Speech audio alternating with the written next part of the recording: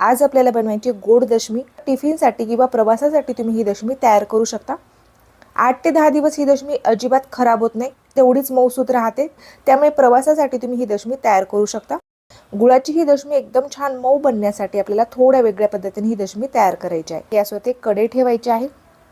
कढईमध्ये आपल्याला 1 वाटी गूळ घालून घ्यायचा आहे। आता त्याच वाटीने आपल्याला कढईमध्ये 1 वाटी पाणी घालून घ्यायचं आहे। जेवढा आपण गूळ घेतलेला आहे तेवढंच आपण या ठिकाणी पाणी देखील घेतलेलं आहे।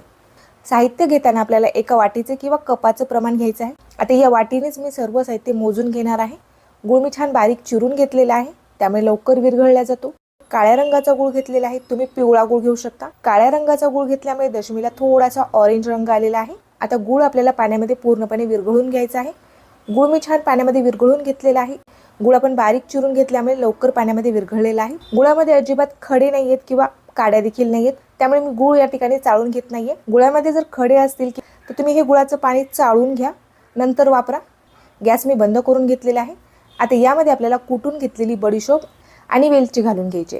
अर्धा चमचा बडीशोप आणि 3 ते 4 वेलच्या मी या ठिकाणी खलबत्त्यामध्ये एकदम छान बारीक अशा कुटून घेतलेल्या आहेत। एकदम छान याचं बारीक पावडर तयार करून घेतलेलं आहे। तुम्ही हे पावडर चाळून देखील घेऊ शकता। आता यामध्ये आपल्याला पाव चमचा मीठ घालून घ्यायचं आहे। पोळीसाठी आपण मीठ टाकतो तसंच आपण यामध्ये थोडंसं मीठ घालून घेतलेलं आहे, त्यामुळे दशमीला चव छान येते। बडीशोप पावडर आणि वेलची पावडर आपण पाण्यामध्ये छान असं मिक्स करून घेतलेलं आहे। गॅस मी बंद करून घेतलेला आहे। गुळाचा जर पाक तयार झाला तर आपल्या दशम्या कडक होऊ शकतात, त्यामुळे आपल्याला गूळ फक्त पाण्यामध्ये वितळून घ्यायचा आहे। आता यामध्ये आपल्याला गव्हाचं पीठ घालून घ्यायचं आहे। तर ज्या वाटीने आपण गूळ घेतलेले आहे त्याच वाटीने मी 1.5 वाटी गव्हाचं पीठ यामध्ये घालून घेणार आहे।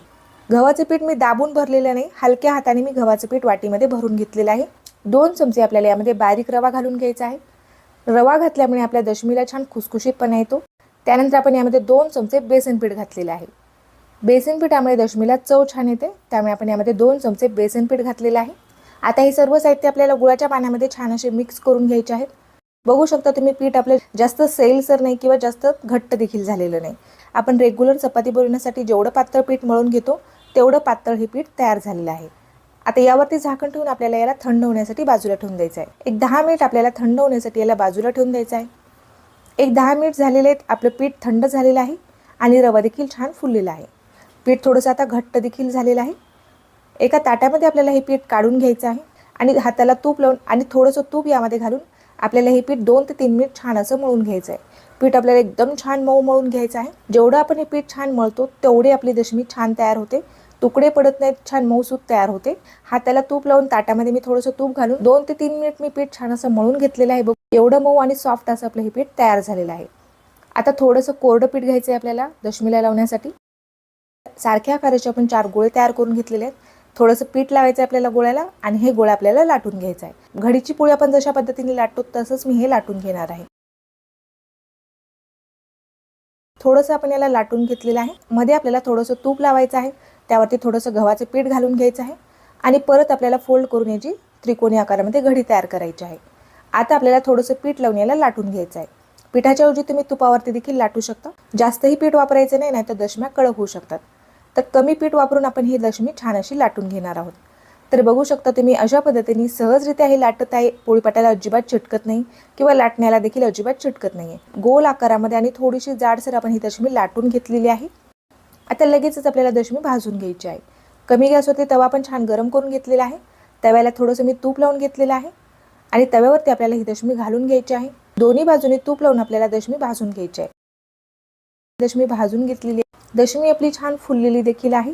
तूप लावून मी छान खरपूस अशी भाजून घेतलेली आहे।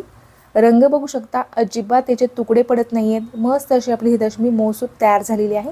आता ही दशमी आपल्याला काढून एका टोपलीमध्ये ठेवायची आहे। आता आणखीन एक दशमी तुम्हाला मी भाजून दाखवत आहे। त्यानंतर आपण तव्यावरती परत थोडंसं तूप लावून घेतलेले आहे आणि दुसरी दशमी आपण या ठिकाणी टाकून घेतलेली आहे।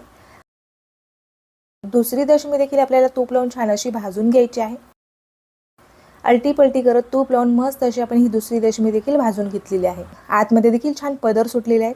थोडीशी खुसखुशीत आणि थोडीशी मऊ अशी आपली ही दशमी तयार झालेली आहे। शेंगदाण्याच्या चटणीसोबत किंवा नुसती खाल्लात तरी देखील छान लागते। तर तुम्हाला आजची ही रेसिपी कशी वाटली ते मला कमेंट करून नक्कीच कळवा। व्हिडिओ जर आवडला असेल तर व्हिडिओला लाईक करायला विसरू नका। अशाच नवीन रेसिपी बघण्यासाठी चॅनलला सबस्क्राईब केलं नसेल तर लगेच चॅनलला सबस्क्राईब करून घ्या।